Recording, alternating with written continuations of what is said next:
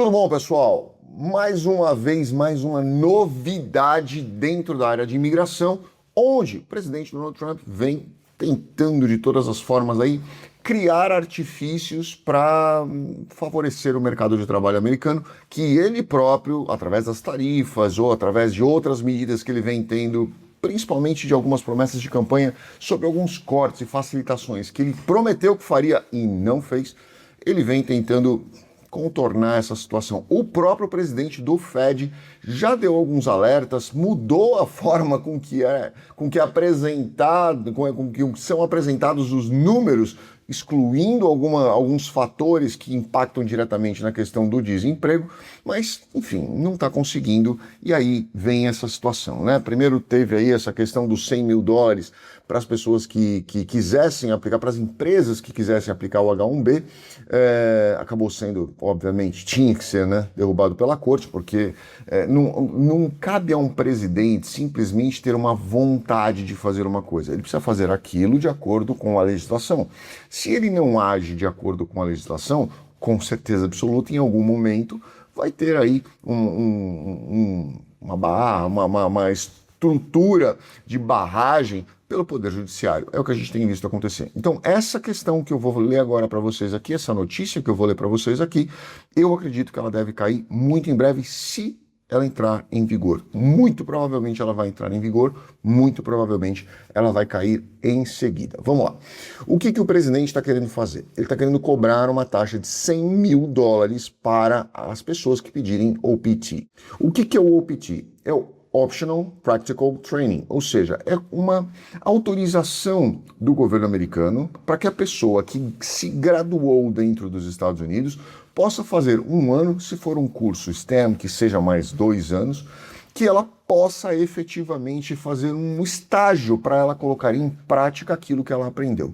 Então, eu vou dar um exemplo para vocês. Vamos imaginar que uma pessoa chega nos Estados Unidos e vai se formar num curso de engenharia, né?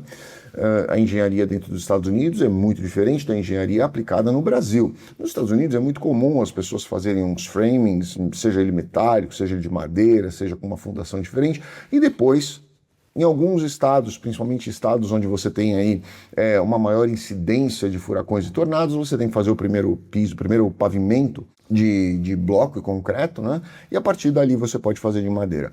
No Texas, por exemplo, não é obrigado você fazer o primeiro pavimento, até onde eu sei, você pode fazer absolutamente tudo de madeira, e a grande maioria das casas que você vê construindo, elas são o frame de madeira, tudo madeira, né? Toda a estrutura, e eles fazem uma coisa ou outra em estrutura metálica. Então, imagina você estudar nos Estados Unidos para ser um engenheiro, e aí, no final da sua faculdade, você tem que sair, ou você vai pagar 100 mil dólares. Lembra uma coisa, primeiro, faculdade, para quem tem visto F, não é o mesmo valor de um residente permanente ou de um cidadão americano, tá? Então, ou seja, ele já vai pagar um valor a mais para a faculdade, para poder efetivamente fazer aquele curso. Então, além disso, o presidente agora teve uma ideia no qual ele fala, olha, essa pessoa, se ela quiser estudar nos Estados Unidos, ela pode estudar, mas colocar em prática aquilo que ela aprendeu, ela não pode. Então, aonde que essa pessoa vai colocar em prática um curso de engenharia que vai ensinar para eles a possibilidade de construir algo de acordo com a metodologia construtiva dos Estados Unidos. E isso eu vou para diversas outras universidades. Eu posso falar para vocês sobre accounting, né, contabilidade, posso falar para vocês sobre o direito, que é totalmente diferente. Eu posso falar para vocês sobre medicina, que você tem aí uma série de diferenças. Como é que esta pessoa vai fazer isso, né? Vamos imaginar que ele faça medicina nos Estados Unidos, se formou em medicina nos Estados Unidos. Tem que chegar no Brasil e validar o diploma dele para, de repente, fazer uma inscrição no CRM. Até fiquei sabendo agora que, recentemente, me confirmem isso aí no Brasil, por favor, que as pessoas que se graduarem em medicina, a partir de agora, vão ter que fazer também o exame, assim como existe a OAB, né? A pessoa tem que fazer o exame da OAB e terá agora para medicina também. Essa ideia é tão absurda, né, que a gente percebe que por trás desta ideia do presidente tem aí uma outra intenção, que é qual? Deixar vaga no mercado de trabalho. Por quê? Ele veio tentando postar esses últimos ano e meio, aí, nesses últimos meses, um ano e meio, ele veio tentando demonstrar que ele vem criando vagas de trabalho. Eu já disse aqui para vocês que eu não acredito nessa teoria da criação de vagas de trabalho por esse tipo de estratégia que ele vem tomando. Por quê? Porque não estão, eu estou vendo as empresas, elas não estão contratando, elas estão demitindo pessoas. E às vezes, as pessoas que são demitidas, elas são substituídas por uma. Demite 3, substitui uma, porque elas estão enxugando o quadro de funcionários, né? Então, assim, aquela intenção de vamos trazer a indústria que está fora para dentro dos Estados Unidos, com a aplicação de tarifas que serão pagas pelos países. Isso é discurso para a base dele acreditar nessa história, porque qualquer pessoa com 2 neurônios na cabeça consegue enxergar que não são os países que vão pagar a tarifa, os países vão exportar. Quem vai pagar a tarifa é o distribuidor dentro dos Estados Unidos que comprou aqueles produtos e, obviamente, o consumidor final, que é o que tem acontecido. Quando você entra num conflito com o Irã, por exemplo, você tem aí um conflito entre países onde você tem um custo maior com produção de armamentos, de defesa e tudo mais, você tem uma injeção financeira gigantesca dentro dessa área, mas obviamente você também tem o impacto do petróleo, onde eu já fiz vídeo aqui para vocês contando, antes de começar o conflito no Irã, eu pagava R$1,95, R$1,99 o valor do combustível. Chega a pagar R$2,15, R$2,19 antes do início do mandato do presidente. Logo que começou o conflito, subiu para R$2,35, R$2,75, R$3,75, cheguei a pagar quase $4 o galão do combustível. Agora caiu, graças a Deus, mas está na casa dos 3 e pouquinho ainda. Então, e na Califórnia esse valor chegou a 6 e pouco, né? Eu acho que quase 7. Me confirme se tiver alguém aí na Califórnia que possa confirmar sobre esses valores. Nova York, Flórida também subiu bastante. Se vocês puderem colocar, me avise. Então, o que isso faz? Faz com que, obviamente, aumente o custo de vida. Aumentando o custo de vida, as pessoas acabam se desesperando porque não tem conta para pagar. Nós temos um número absurdo, né, de pessoas com altas dívidas do cartão de crédito.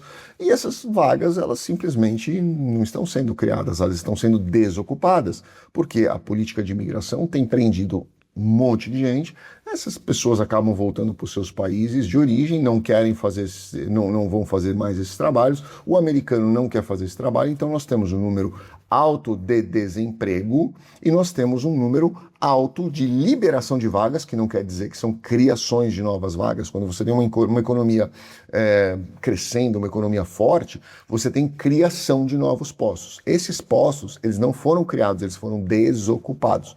Então, quando você tem uma desocupação de posto, de cargos nos quais os americanos não querem trabalhar neles, você tem aí um alto nível de desemprego, que é o que a gente vê, as pessoas não querem fazer aquilo lá. Então, o desempregado vai continuar desempregado porque ele não quer trabalhar naquela vaga que foi desocupada e que ele poderia ocupar, né? E a gente vê aí que, obviamente, aquela vaga não está sendo ocupada, consequentemente, aquela empresa ela tá minguando, ela está deixando de produzir o que ela poderia, de vender o que ela poderia, de arrecadar o que ela poderia, e é isso que a gente vê num cenário. E como, obviamente, esse cenário de recém-formados é um trabalho que aí metade para mais dos americanos querem fazer, principalmente aqueles que querem fazer um curso superior, que a gente vê que hoje cada vez menos americanos estão querendo fazer curso superior, enfim, eles querem trabalhar nesse trabalho. E quando chegam numa mão de obra estrangeira, é 10 vezes melhor você contratar uma mão de obra estrangeira. Você pega aí um brasileiro mesmo, o brasileiro trabalha 10 vezes mais do que um americano. O americano quer trabalhar das 9 às 5 da tarde. Sexta-feira, 4 da tarde, parou. O americano, o brasileiro, se precisar, ele vara à noite porque ele precisa vencer. O chinês, pior ainda, né? Vai trabalhar mais ainda. Você pegar um indiano, vai moer de trabalhar. Por quê? Porque ele precisa daquilo, porque é a oportunidade que ele está tendo na vida dele, e isso, obviamente, acaba tirando a oportunidade dos estudantes americanos que estão ali numa tentativa de entrar também no mercado de trabalho. Então, essa é a filosofia real da intenção de colocar essa taxa, porque o presidente acha que tudo na vida se resolve com taxa e tarifa. né? Ah, você vai pagar mais, então vai resolver o meu problema. Não vai, porque o dinheiro vai acabar indo para um outro lugar, ou a pessoa que é boa e não tem dinheiro para fazer, ela vai acabar estudando nos Estados Unidos e voltando para o país dela, ou ela não vai nem vir para os Estados Unidos, o que é pior ainda, porque aí a universidade deixa de ganhar dinheiro, deixa de investir em pesquisa, deixa de investir em qualidade, e isso reflete numa piora da qualidade do próprio ensino daquela universidade. Então, eu particularmente acho que isso não vai acontecer. Eu vou deixar 2 links aqui dessa notícia para vocês, mas a ideia é basicamente essa, e eu queria trazer para vocês um pouco mais de informação do porquê que isso está acontecendo e porquê que existe tanta pressão em cima desses vistos, como o H1B, como o H2, como o visto F, né, como o visto J, que já esteve no radar do presidente da mesma forma, como o visto M tem entrado nessa mesma linha de radar, e o CPT e o OPT, obviamente, acabam indo dentro dessa linha, porque a intenção, na verdade, não é tarifar o estudante propriamente dito, a intenção é desocupar mais vagas para ver se essas pessoas que não estão trabalhando voltam a trabalhar e se elas resolvem fazer alguma coisa. Na verdade, eu acho que na hora que você cortar benefício público, essas pessoas acabam se chacoalhando e acabam entrando no eixo de que tem que trabalhar para ganhar dinheiro. Ponto. Né? Eu sou a favor de você dar uma ajuda com benefício público aí por 6 meses, 8 meses, legal. Mas Bolsa Família, esse negócio por tempo indeterminado, a pessoa vai indo, tem auxílio do governo federal, auxílio do governo estadual, você recebe 2 vezes um determinado benefício, você tem ainda o seguro, enfim, óbvio que ele não vai querer trabalhar, né? Ou ele vai querer trabalhar no Amazon, mas vendendo coisas no Amazon, comprando da China e vendendo no Amazon. Ou seja, você está estimulando o mercado chinês. Então, para mim, essa estratégia ela é completamente furada, né? Mas ela foi criada para outra finalidade, que é justificar e manter engajada uma base política, uma base de apoio político, que é o que eles acabam enxergando, porque a visão deles não vai além daquela situação, daquela necessidade daquele momento, tá? Mas eu tenho certeza absoluta que se entrar isso, tá? Eu estou gravando esse vídeo hoje, segunda-feira, dia 9, mas eu acredito que se entrar isso, vai ser derrubado pela corte, com certeza absoluta, porque não faz o menor sentido esse tipo de situação. Quer fazer uma alteração de uma lei ou alguma coisa? Manda para o Congresso. Eu sou contra esse tipo de governo por decreto presidencial, né, por ordem executiva. Sou totalmente contra. Se você tem uma lei que pode criar, que pode aplicar aquilo, você não precisa ter uma ordem executiva, né? A ordem executiva é o forceps. Vai fazer porque eu quero. Se você quiser, você que brigue com a corte para derrubar a minha vontade. Aí tem custo, tempo, prejuízo para as empresas, para as pessoas. Eu não gosto muito disso, né? Eu já disse isso várias vezes para vocês. Quer fazer uma lei? Quer aplicar algo? Vai no Congresso, passa uma lei, tem essa lei aprovada, ponto, virou lei. Não tem decreto e não tem questionamento e não tem a insegurança que as pessoas ficam com relação a essa situação.